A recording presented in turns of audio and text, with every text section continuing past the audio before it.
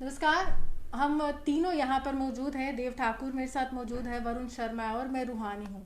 एक मकसद था कि जम्मू कश्मीर क्या सियासत से परे रहकर कुछ बातें नहीं सोच सकता, क्योंकि यहाँ पर अगर हम कहें सियासी समीकरण बदलते हैं, वहीं कुछ कानूनों में बदलाव हुआ, क्योंकि जम्मू कश्मीर में धारा 370 की समाप्ति के बाद जम्मू कश्मीर का पुनर्गठन कर दिया गया और उस अधिनियम के बाद काफी बदलाव देखने को मिल रहे थे।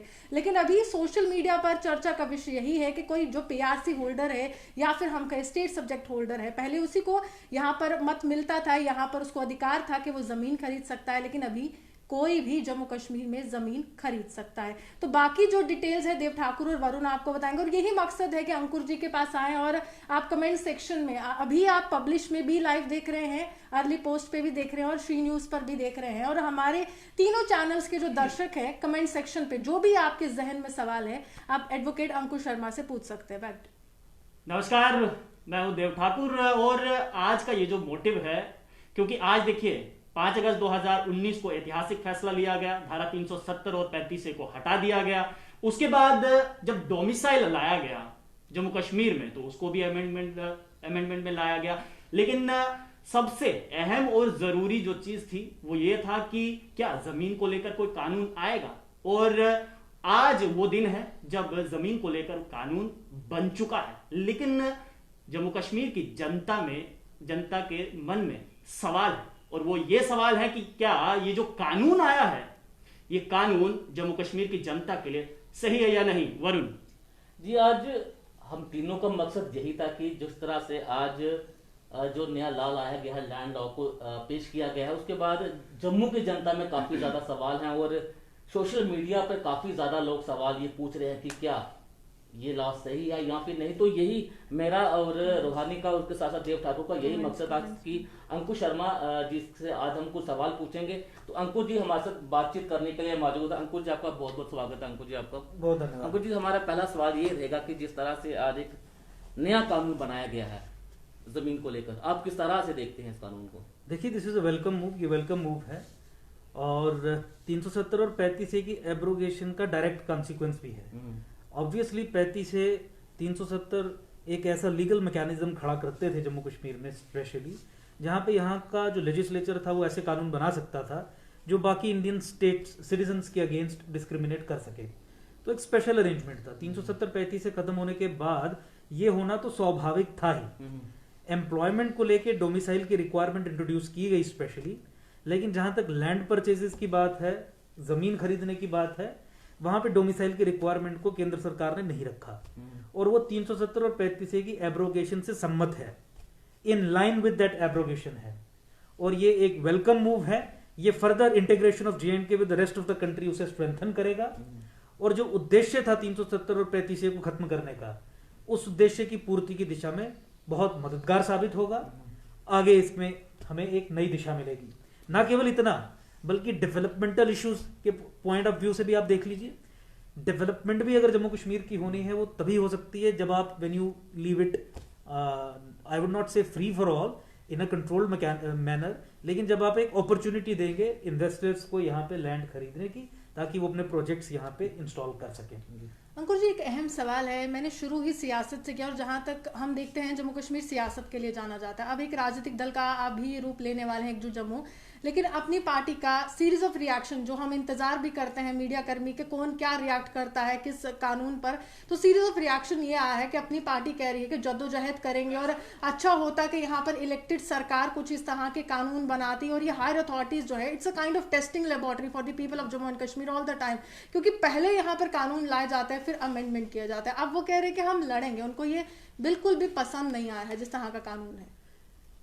देखिए, जो अपनी पार्टी की आपने बात की है, Kashmir based main stream political parties की बात की, वो 370 और 35 के ऊपर ये कहते थे कि 370 और 35 इसलिए आवश्यक है ताकि जम्मू कश्मीर का मुस्लिम मेजोरिटी कैरेक्टर मेंटेन करके रखा जाए। मेंटेन रखना है तो एम्प्लॉयमेंट पे अपना वर्चस्व बना के रखना है। उसी सिस्टम को खत्म करने के लिए तो 370 और 35 से खत्म किया था। तो कैसे हम उनसे एक्सपेक्ट करें कि इसके अलावा वो कोई और डिमांड रेज कर सकते हैं? ये अपनी पार्टी जो है या एनसी है, पीडीपी है, ये 35 और 370 को बैकडोर से खड़ा करने के लिए दिन रात मेहनत कर रहे हैं।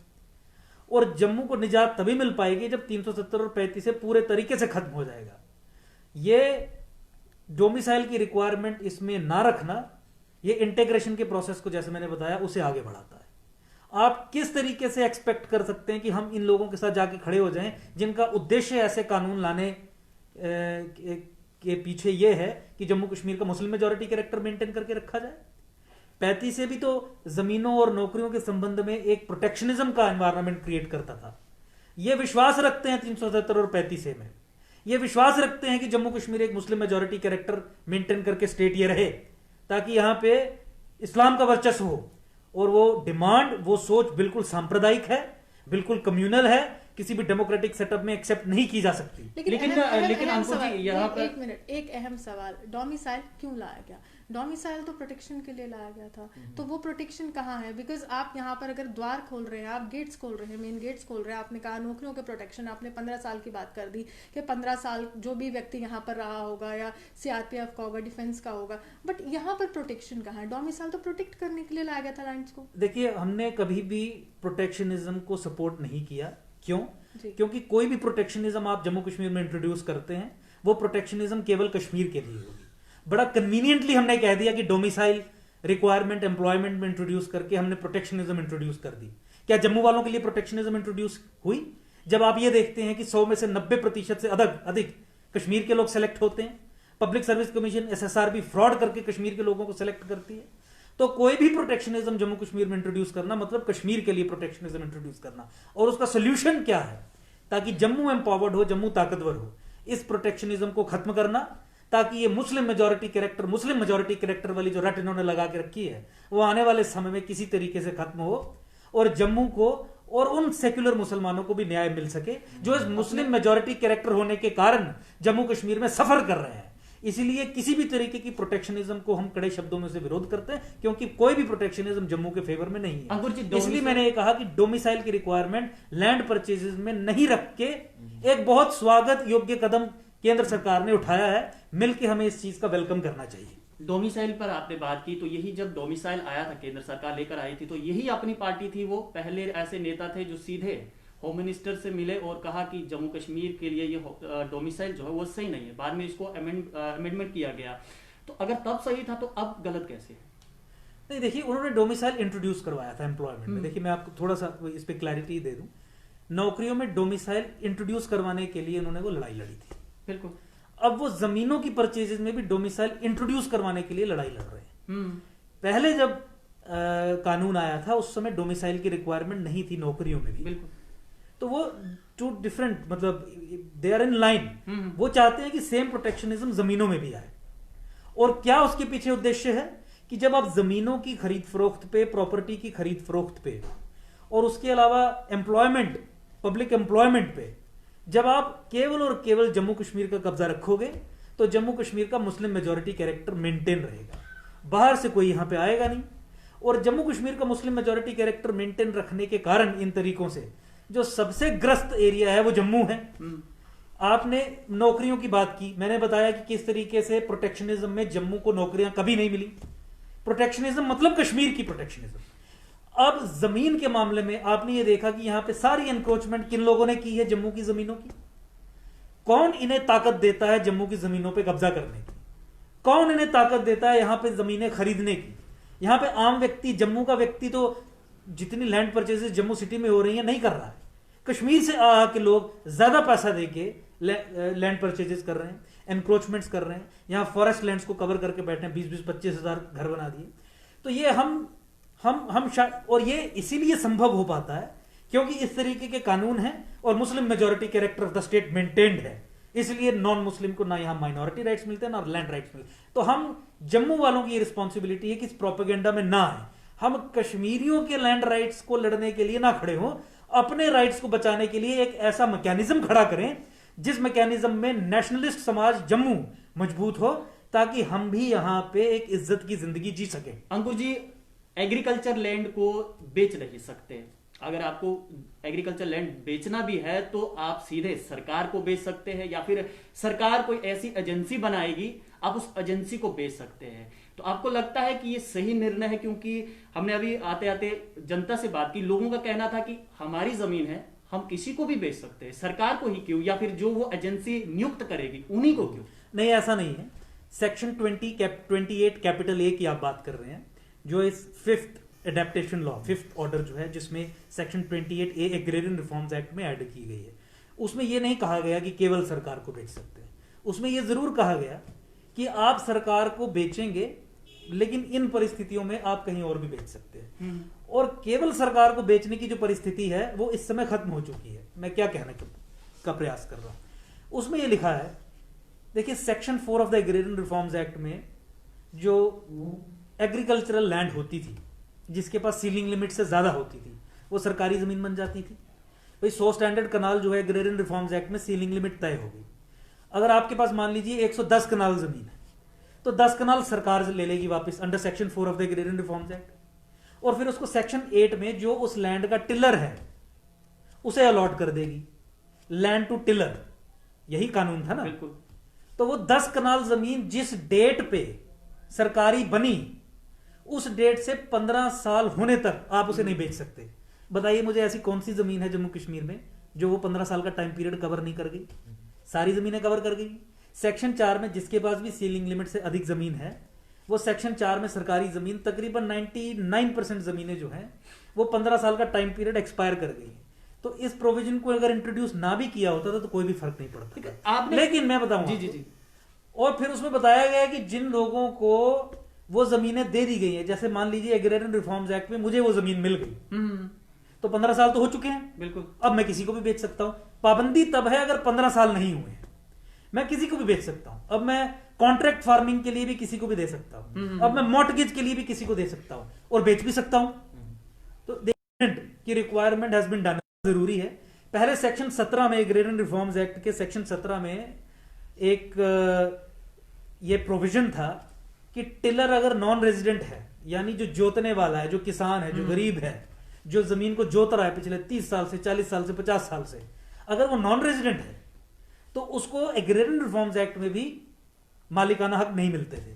तो सेक्शन 17 तो ये एडेप्टेशन लॉज आने से पहले जो पिछले ऑर्डर थे उसी में खत्म कर दी गई। लेकिन अंकुश एक तो मेरा कहने का मतलब यह है कि एग्रीकल्चरल पीस ऑफ लैंड भी अब कोई भी नॉन रेजिडेंट जिसके पास डोमिसाइल सर्टिफिकेट नहीं भी है, वो एग्रीकल्चरल लैंड भी जम्मू कश्मीर में खरीद सकता है। हाँ, सेक्शन 133 लैंड रेवेन्यू एक्ट वगैरह की जो 3-4 सेक्शंस हैं, वो depending upon the type of land district collector से परमिशन लेनी पड़ती है आपको, तो वो सबके लिए समान होगा।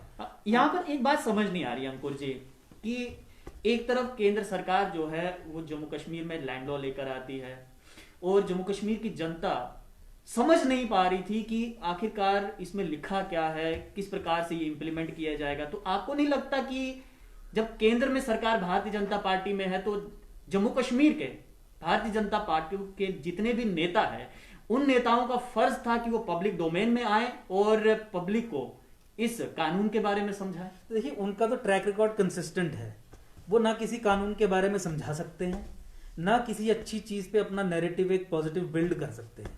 तो इस बार भी उन्होंने कंसिस्टेंसी मेंटेन रखते हुए इस बहुत बढ़िया चीज के ऊपर भी चुप्पी साध के रखी। तो आप ये सवाल उनसे पूछें कि आपको ये चीज एडवर्टाइज करना क्यों नहीं आता, आप जम्मू कश्मीर में लोगों को क्यों नहीं समझा सकते कि ये जम्मू संभाग के फायदे में हुआ एक फैसला है। लेकिन मैं आपको उसका एक कारण बता दूं, ये कश्मीर को खुश करने के चक्कर में ये चुप्पी साधे बैठे हैं, और कश्मीर को खुश करने के चक्कर में कहीं जम्मू हाथ से न निकल जाए। देखिए, जम्मू तो निकल चुका है, निकल जाए कि कोई सवाल नहीं है।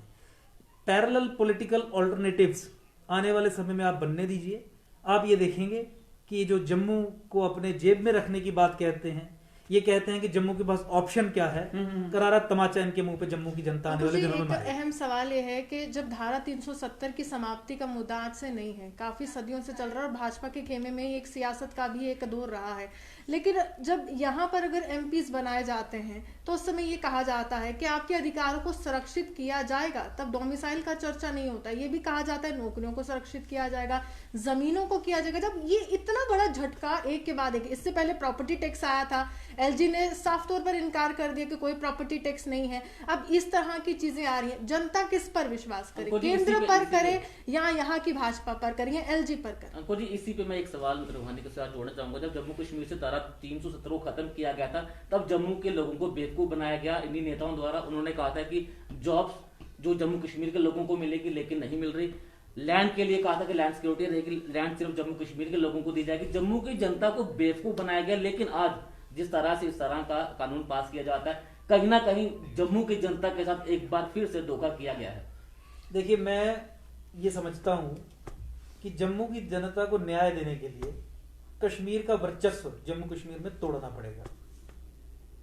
कश्मीर का वर्चस्व जम्मू कश्मीर में टूटे, उसके लिए आवश्यक था कि 370 और 35 से टूटे, क्योंकि 370 और 35 से यह सुनिश्चित करता था कि जम्मू कश्मीर की असेंबली का और Jammu Kashmir as a state as a whole जो कैरेक्टर है वो मुस्लिम मेजॉरिटी रहेगा। मुस्लिम मेजॉरिटी कैरेक्टर में कश्मीर को बेनिफिट मिलेगा। मुस्लिम मेजॉरिटी कैरेक्टर अगर रहेगा विधानसभा में 370 और 35 के कारण मुसलमानों का वर्चस्व अगर रहेगा, खासकर कश्मीरी मुसलमानों का वर्चस्व रहेगा, तो जम्मू संभाग को ना नौकरियां मिलेंगी ना जमीनें इनकी बचेंगी।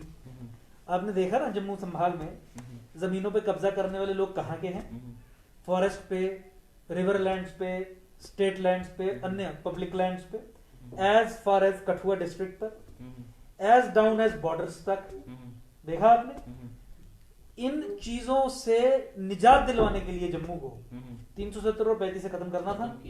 370 और 35 से खत्म करने के साथ ही नौकरियों पे और जमीनों पे जो मोनोपोली थी कश्मीरियों की, वो भी खत्म करनी थी। इसलिए डोमिसाइल हमारा ये मानना था कि नहीं इंट्रोड्यूस करना चाहिए था।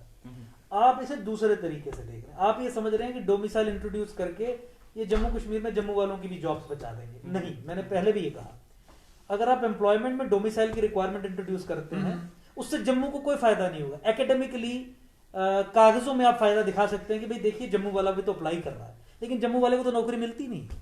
एग्जैक्टली। और जमीनों में भी यही है।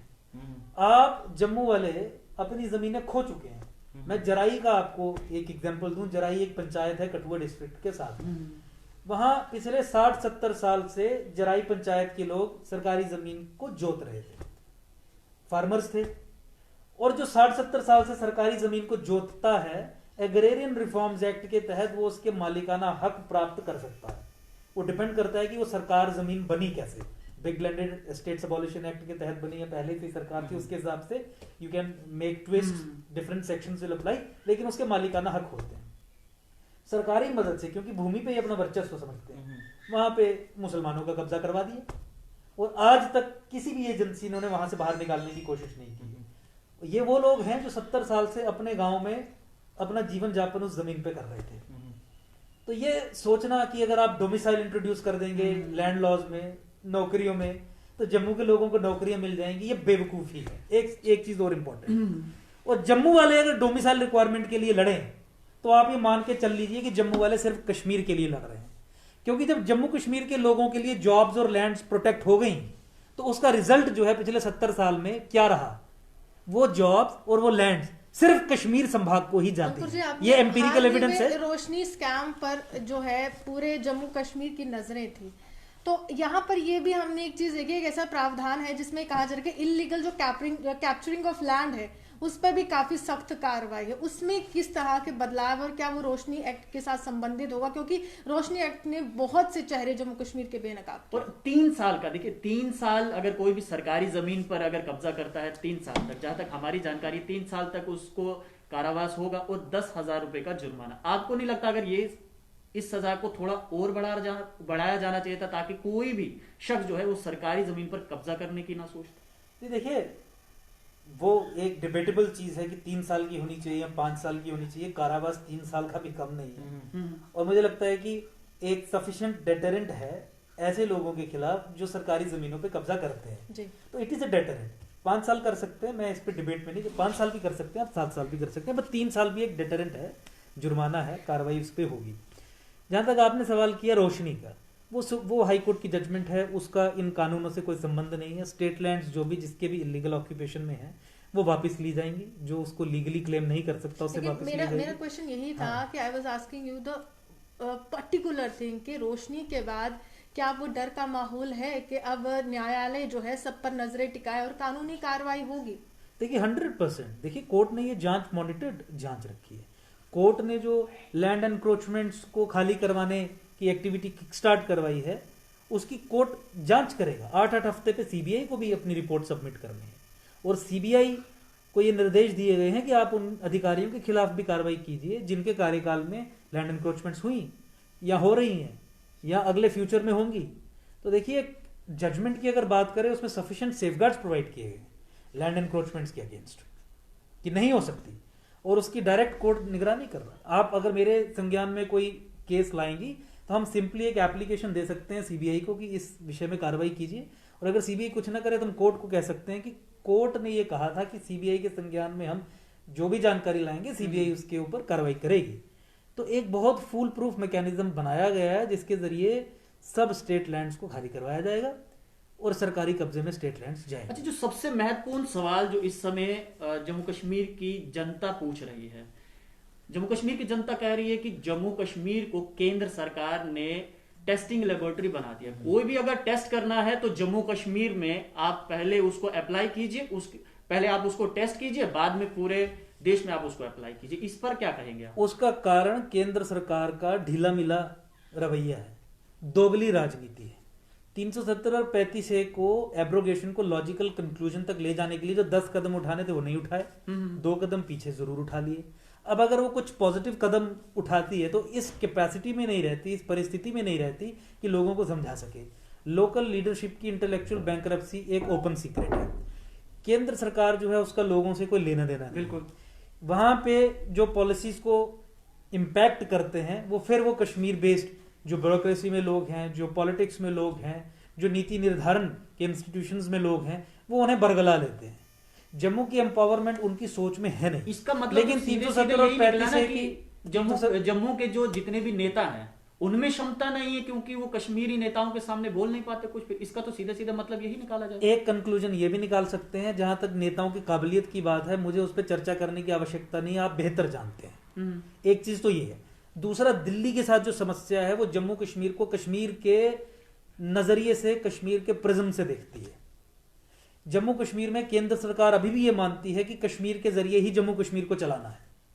और आपने भी देखा होगा कि बीजेपी की भी इन्वेस्टमेंट्स, पॉलिटिकल इन्वेस्टमेंट्स सब कश्मीर में है, चाहे वो दिखावे के लिए हो, लेकिन they are trying hard to win over Kashmir, जिसके कारण जम्मू के कई सारे वाइटल इंटरेस्ट्स को उन्होंने कॉम्प्रोमाइज किया और ये कर रहे हैं। तो दर्शक ये भी कह रहे हैं कि ये तो वही अंकुर शर्मा है जो हर मामले में बीजेपी की सपोर्ट करते रहे, लेकिन अब क्या ये सियासत में आने के लिए एक मुखर रूप तो नहीं यहाँ पर इख्तियार कर रहे हैं कि अब आपको कटघरे में रखना है हर उस सरकार को जो लोगों के लिए काम नहीं करती है? क्या वो सियासत थी या ये सियासत है?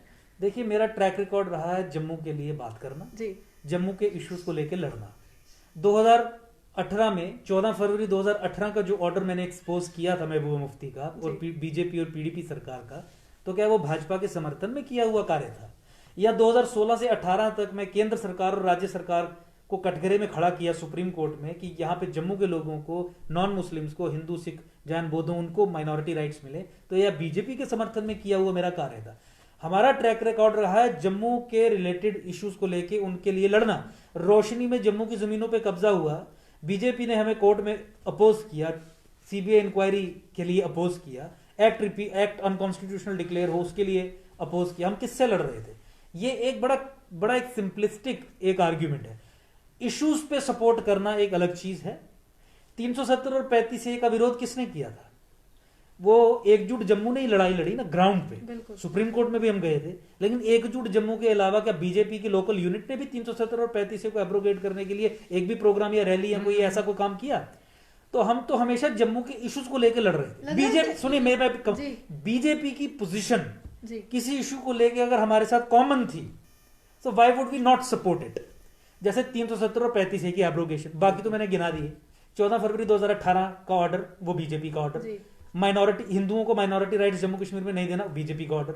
2014-16, ये 16 और 18 की बात है, तब से तो हम इनके खिलाफ लड़ ही रहे हैं। तो इसीलिए ये कहना एक ओवर सिंपलिस्टिक अंडरस्टैंडिंग होगी कि पहले बीजेपी की सपोर्ट। आपको लग रहा है लैक ऑफ कॉपरेशन है between the Jammu Kashmir unit और सेंटर यूनिट? क्योंकि यहाँ पर अगर हम यहाँ के नेताओं से पूछे तो वो जवाब उस प्रकार नहीं दे पाते। हाल ही में हमने रविंद्र रैना जी से पूछा कि जम्मू डिक्लेरेशन पर आपका क्या मत है, बिकॉज एक तरफ गुपकार है। मैंने आपसे भी ये सवाल किया था जब आप मेरे से मिले थे, और उन्होंने यही कहा था कि वो उस पर जवाब नहीं दे रहे थे। He run away from that point. क्या ये सही है कि एक तरह से आप एक मुखर नेता हैं, आप एक तरह से बयानबाजी भी करते हैं, सबको कटघरे में रखते हैं, लेकिन जिस जम्मू ने आपको मत दिया, जिस जम्मू ने हर बार आपकी सरकार बनाई, हर बार आपको सांसद दिए, क्या उस जम्मू के सवाल पर जवाब नहीं दिया? और इसी के साथ मैं ऐड करना चाहूंगा कि हर सवाल का जवाब क्या पाकिस्तान है, क्या भारत माता की जय है? क्या जब भी किसी से सवाल पूछा जाए, खासकर अगर भारतीय जनता पार्टी की हम बात करें, तो वहां पर हर सवाल पर भारत माता की जय मिलता है, पाकिस्तान मुर्दाबाद मिलता है।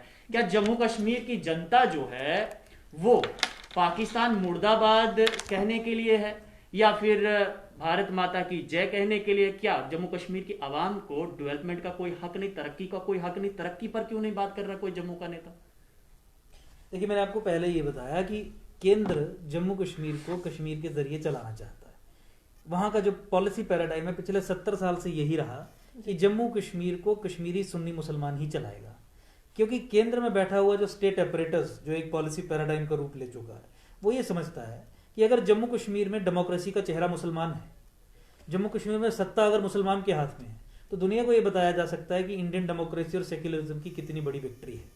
ये ऐसी एक सोच थी जो नेहरू के काल में आई, जिसके कारण 370 और 35 से आया।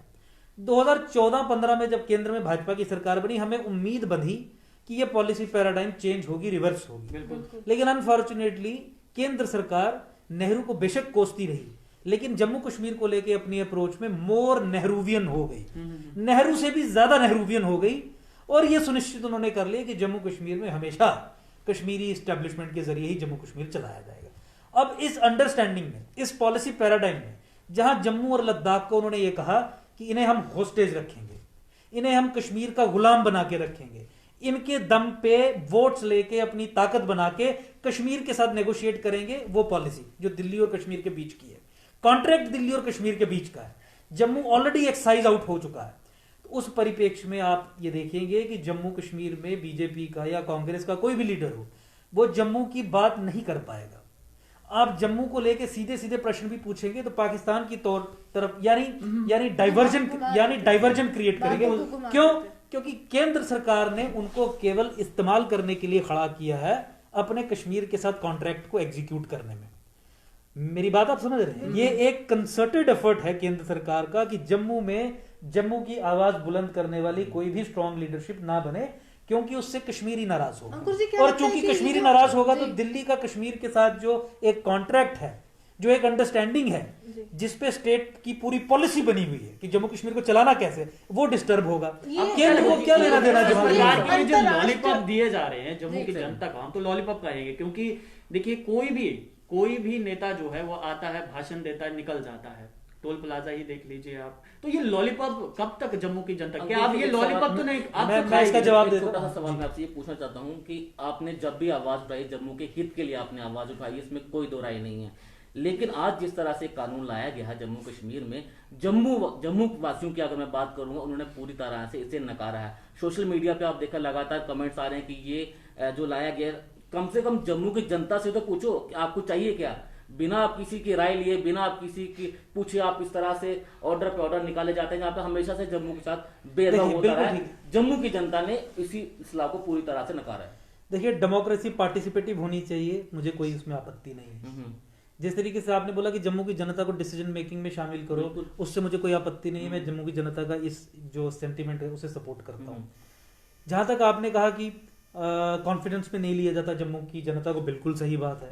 लेकिन आज हम यहाँ पे एक स्पेसिफिक इशू डिस्कस कर रहे हैं। हमारा ये मत है, हमारा ये मानना है कि जम्मू कश्मीर में किसी भी तरीके की प्रोटेक्शनिज्म मींस कश्मीरी प्रोटेक्शनिज्म। अगर आप यहाँ पे जॉब्स प्रोटेक्ट कर देंगे, जमीनें प्रोटेक्ट कर देंगे, उस पर कश्मीरी कब्जा कर रहा है यहाँ पे ऑलरेडी। आपको पिछले 70 साल में यही तो रोना रहा कि हमें नौकरियां नहीं मिली। अब आपको नौकरियां मिले, उसके लिए आपकी पॉलिटिकल एम्पावरमेंट जरूरी है, जिसके लिए जम्मू कश्मीर की डेमोग्राफी को चेंज करना जरूरी है, जो तभी चेंज हो सकती है जब यहाँ पे एम्प्लॉयमेंट और लैंड खुली छोड़ दी जाए, और कोई आपसे छीन के आपकी जमीनें नहीं ले रहा। जिसको आप बेचना चाहें वो बेच सकता है। मैंने आपको इंस्टांसेस बताया कि आपकी प्राइवेट जमीन पे महबूबा मुफ्ती कहती है कि मुसलमान कब्जा कर लेगा तो उसे कोई अधिकारी छुड़वाएगा नहीं।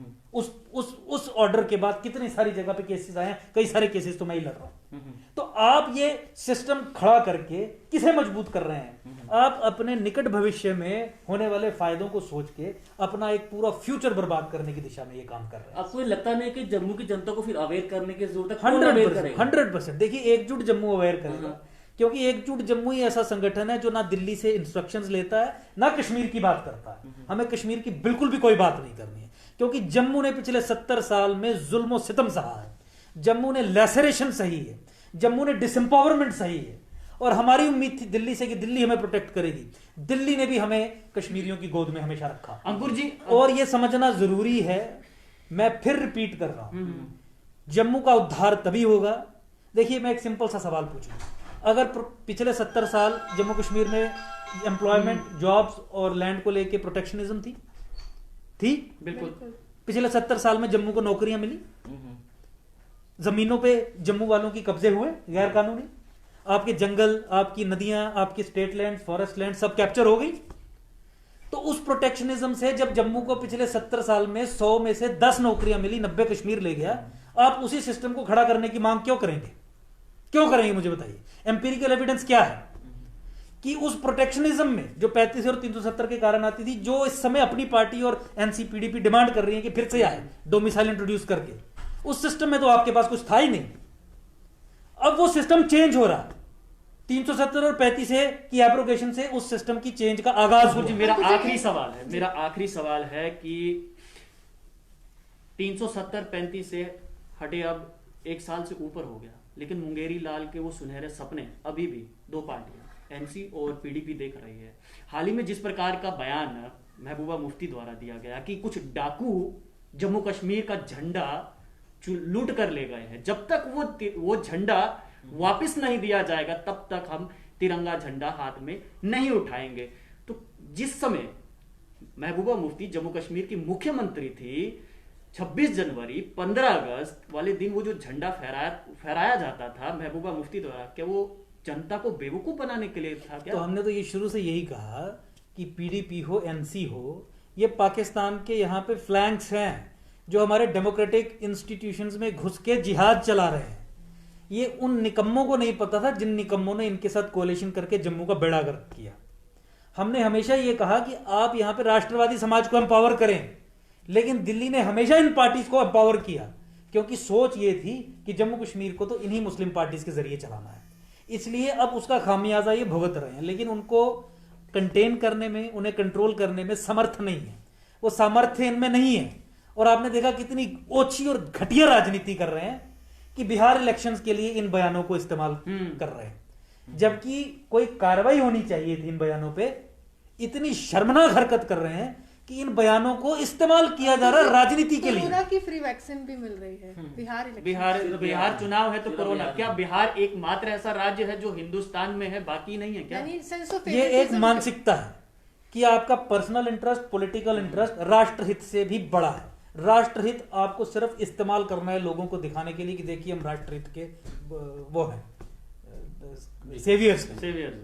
लेकिन जहां राष्ट्रहित को लेके कोई कार्रवाई करने की जरूरत है, उस इशू को पॉलिटिकल, वही पार्टी है जो कहती है कि सब राष्ट्र पहले, पार्टी दूसरे नंबर पे। देखिए, आपने देखा जी, कश्मीर एक अंतर्राष्ट्रीय इशू है, आप भी जानते हैं, और कहीं ना कहीं जिस तरह से आप बातें करें तो हमारे जहन में यही है कि अंतर्राष्ट्रीय स्तर पर ये दिखाना कि जम्मू कश्मीर खुशहाल है धारा 370 के बाद, ये भी एक खुशहाल नहीं, ये दिखा रहे हैं। नहीं, केवल खुश नहीं, कुछ केवल खुश नहीं, वो देखिए हम फिर थोड़ी यूफेमिज्म में चले। खुशहाल नहीं, जम्मू कश्मीर इंडिया जो एक हिंदू मेजोरिटी कंट्री है जी, उसकी सेक्युलरिज्म और डेमोक्रेसी की बहुत बड़ी मिसाल है, क्योंकि जम्मू कश्मीर में डेमोक्रेसी को मुसलमान चला रहा है, ये दिखाना है।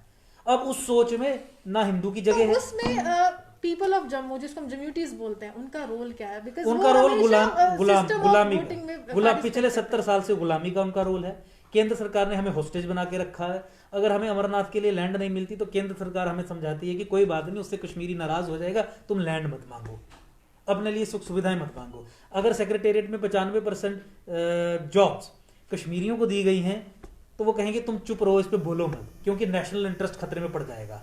जम्मू कश्मीर बैंक की एम्प्लॉयमेंट में अगर मैक्सिमम जम्मू के बच्चे सेलेक्ट हो जाते हैं तो दिल्ली बताएगी कि इसको हम क्वैश कर दें कि क्योंकि इससे कश्मीरी नाराज हो जाए नहीं सकती, क्योंकि ये स्टेट पैराडाइम अभी भी जस का तस है। तो और स्टेट पैराडाइम अल्टरनेट क्या है अंकुर जी? स्टेटहुड है क्या? अल्टरनेट एकजुट जम्मू है, स्टेटहुड है, स्टेट बना के, और केवल स्टेटहुड नहीं, कश्मीर को 2 यूनियन टेरिटरीज में डिवाइड करना। कैसे? पार्लियामेंट में बिल इंट्रोड्यूस करके 10-15 मिनट का काम है, जैसे 370 आपको और लगता 35 है कि भाजपा वो बिल इंट्रोड्यूस करने में उस तरह का सक्षमता रखती है? सक्षम वो नहीं है, और ना ही वो कश्मीर को तोड़ना चाहते हैं। लेकिन आप मुझे बताइए, कश्मीर को तोड़ के वहां पे जो हिंदुओं को भगाया गया था 1990s में, नरसंहार करके, रेप बलात्कार करके, जिसे आज तक ऑफिशियली भारत सरकार ने जीनोसाइड डिक्लेयर नहीं किया क्योंकि कार्रवाई करनी पड़ेगी मुसलमान के खिलाफ, और कार्रवाई करना नहीं चाहते, क्या उनके लिए वहां पे एक स्पेशल प्रोटेक्टेड डोमेन नहीं होना चाहिए? मुझे बताइए, क्या आप उन हिंदुओं को और सिखों को ऐसे खुले में छोड़ देंगे कश्मीर में, अलग अलग एरियाज में डिस्पर्स्ड होके, तो क्या वो सेफ रहेंगे? रेडिकलाइजेशन का क्या माहौल है कश्मीर में, और आतंकवाद का क्या माहौल है कश्मीर में? अंकुर जी, इसी से जुड़ा एक सवाल मैं आपसे पूछना चाहता हूँ कि जम्मू वासी के हर एक दिमाग में एक सोच है कि अब कोई भी जम्मू कश्मीर में जमीन खरीद सकता है। सोच ही है कि अगर हम कश्मीर में जमीन लगेंगे क्या हम सेफ रहेंगे? इस तरह के सवाल काफी लंबे समय से लोगों के दिमाग में है। अब कहीं ना कहीं एक बार फिर से बोझ जो है वो जम्मू वासियों पे पड़ने जा रहा है। नहीं, देखिए, इस तरह की सोच है। देखिए एक इस चीज को हम दिमाग से निकाल दें। देखिए, वेव मॉल यहाँ पे बना, जिसने बनाया पार्टी बाहर की है, उस समय बना जिस समय स्टेट सब्जेक्ट होना रिक्वायरमेंट थी। बिल्कुल वेव मॉल बना, बिल्कुल बिल्कुल बना। इंडस्ट्री सांबा की ले लीजिए, बड़ी ब्राह्मणा की ले लीजिए, कठुआ की ले लीजिए, 90% से अधिक इंडस्ट्री किसकी है? पंजाब के, दिल्ली के लोगों की, राजस्थान के लोगों की, जम्मू कश्मीर से बाहर के लोगों की। मेरी बात समझ रहे हैं? तो जो बोझ पड़ने वाली बात है उसका सडनली कोई इफेक्ट होना नहीं। अगर फोर्टिस बनता है यहाँ पे किसी की जमीन पे, उसको 1 लाख रुपए की जमीन के 5 लाख रुपए भी मिल रहे हैं, क्योंकि फोर्टिस बनता है, उनको जमीन चाहिए, बायर्स और आएंगे, जमीन के प्राइसेस भी अप होंगे, तो किसे नुकसान है? और मुझे बताइए, अगर आप अपनी जमीन नहीं बेचना चाहते हैं, कोई जबरदस्ती आपसे जमीन छीन लेगा? बिल्कुल नहीं। आप बेचेंगे ना। अच्छा, बाहर से कौन व्यक्ति आएगा यहाँ पे? कोई घर बनाने के लिए तो जम्मू कश्मीर में आएगा नहीं। यहाँ ये कोई मेट्रोपॉलिटन या वैसा तो एरिया है नहीं, आपको यहाँ पे घर बना के, यहाँ चंडीगढ़ तो है नहीं, मुंबई तो है नहीं, दिल्ली तो है नहीं, हाँ, कोलकाता तो है नहीं। यहाँ पे जो भी आएगा वो हॉस्पिटल बनाने के लिए आएगा, कॉलेज बनाने के लिए आएगा, फैक्ट्रीज बनाने के लिए आएगा। यहाँ पे एम्प्लॉयमेंट को लेकर लोग चिल्लाते रहते हैं, ये सारी चीजें आएंगी तो एम्प्लॉयमेंट जनरेट होगी या नहीं होगी? भाई मुझे बताइए, एक फैक्ट्री, एक बड़ी फैक्ट्री अगर यहाँ पे 5000 लोगों को नौकरी देती है, तो वो फैक्ट्री यहाँ पे तभी आएगी जब उसको ये गारंटी होगी कि मुझे जमीन अपने नाम पे मिलेगी, तभी आएगी। बिल्कुल। तो उससे अगर आपको एम्प्लॉयमेंट मिल रही है, आपको दिक्कत क्या है? और दूसरी चीज, अगर आपकी जमीनें यहाँ पे बच भी जाएं, बचने का मेरा मतलब ये है कि प्रोटेक्शनिज्म इंट्रोड्यूस हो जाए कि सिर्फ जम्मू कश्मीर का व्यक्ति ही यहाँ पे खरीद सकता है, तो फिर तो कश्मीरी आपकी जमीनें ऑलरेडी लूट ही रहे हैं, वो सिस्टम चलता रहेगा। आपकी जमीनें आपके पास बची कहाँ है?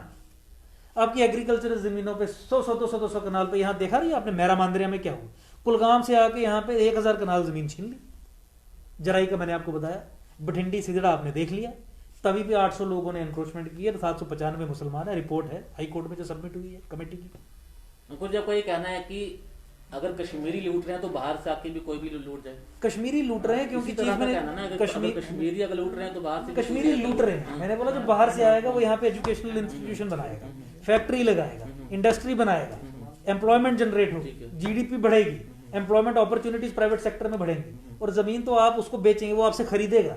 कश्मीरी आपसे छीन रहा है। यानी डायरेक्टली इनडायरेक्टली आप ये कह रहे हैं कि जो मैं कह रहा हूँ बाहर से आएगा, against the people of Jammu, उनके राइट्स के बिल्कुल खिलाफ है। 100%। लेकिन आपके नेता कहते हैं कि हम तो पूरे जम्मू कश्मीर की सोचते हैं, हाँ। सिर्फ एक खित्ते की नहीं सोचते। तो फिर जम्मू कश्मीर में जेके बैंक का रिजल्ट जो कैंसिल करवा दिया इन्होंने कि जम्मू के बच्चे अलग सेलेक्ट हुए थे, उसे कैसे एक्सप्लेन करेंगे?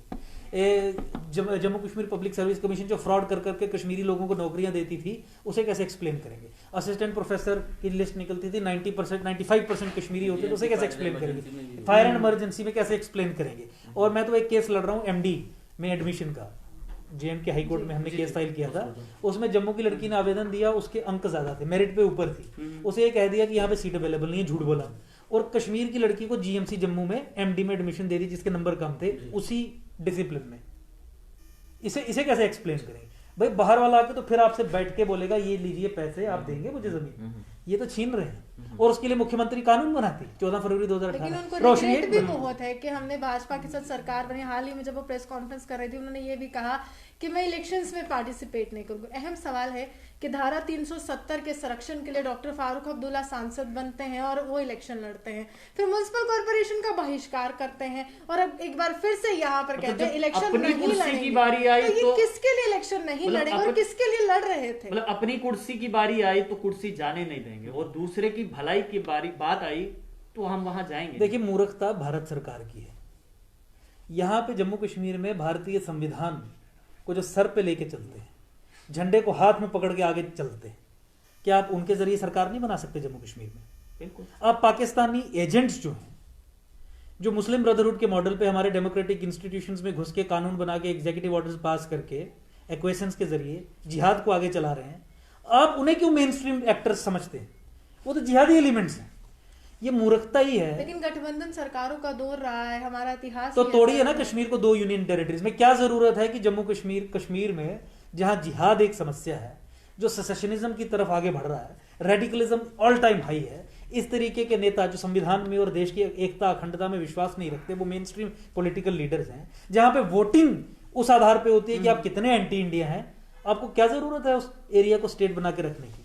और जो जम्मू है, जो उसके कारण सब सफर करता है, और कितने कितने वोट्स लेके चीफ मिनिस्टर बनते हैं, 2-2 हजार 3-3 हजार, या 1.25 लाख वोट लेके भी कुछ नहीं होता है। तो आप उसे समझिए। देखिए, एक एरिया है जहां पे आपकी कुछ पॉपुलेशन नेशनलिस्ट है, कुछ एंटी नेशनल है। आपने ये सिस्टम तय कर दिया कि इस एंटी नेशनल को अपने साथ रखने के लिए हम जो नेशनलिस्ट पॉपुलेशन है इसको इसका गुलाम बना देंगे, एंटी नेशनल्स को सत्ता भी दे देंगे, चीफ मिनिस्टरशिप भी दे देंगे, लेजिस्लेटिव असेंबली में वर्चस्व भी दे देंगे, सेंसस भी फ्रॉड कर देंगे। अगर 2021 के सेंसस पे करवा सकते हैं डिलिमिटेशन, जम्मू को पावर मिले, नहीं जम्मू को गुलाम रखना है ना, तो 2011 पे भी करवा देंगे। बिल्कुल। तो अगर सोच ये है तो आप इनसे सोल्यूशन की क्या उम्मीद रख सकते हैं? एक चीज। दूसरा, सोल्यूशन फिर जम्मू को ही ढूंढना है, क्योंकि गुलाम जम्मू है। और हम सोचते हैं कि हमें दिल्ली हमारी गुलामी से हमें छुड़ाएगी। हमें गुलाम दिल्ली ने रखा है, हमें गुलाम दिल्ली ने रखा। और एक ही सोल्यूशन है गुपकार डिक्लेरेशन का और इस तरीके की अटरेंसेस का। कश्मीर को 2 यूटीज में डिवाइड किया जाए। और ये मैं धर्म के आधार पर नहीं कह रहा, रिलीजियस परसिक्यूशन जिन लोगों की हुई, धर्म के आधार पर जिनका नरसंहार हुआ, उनके लिए एक स्पेशल प्रोटेक्टेड डोमेन जो है कश्मीर में बनाया जाए। वो वहीं के रहने वाले थे, कश्मीरी पंडित, कश्मीरी हिंदुओं का ही तो कश्मीर है। इस्लाम तो पैदा भी नहीं हुआ था जिस समय से कश्मीरी हिंदू वहां पे रह रहा है।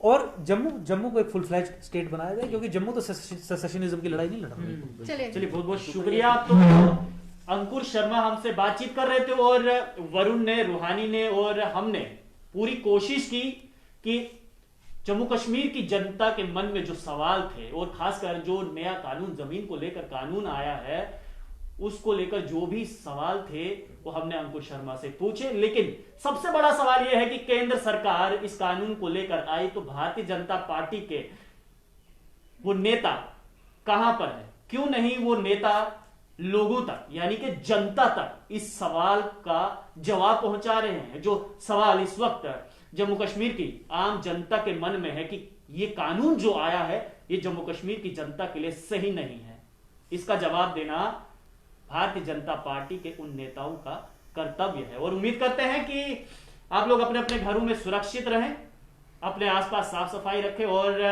ऐसे ही जम्मू कश्मीर के और भी मुद्दे लेकर हम आपके सामने आते रहेंगे। फिलहाल रूहानी, वरुण और मुझे दीजिए इजाजत। नमस्कार।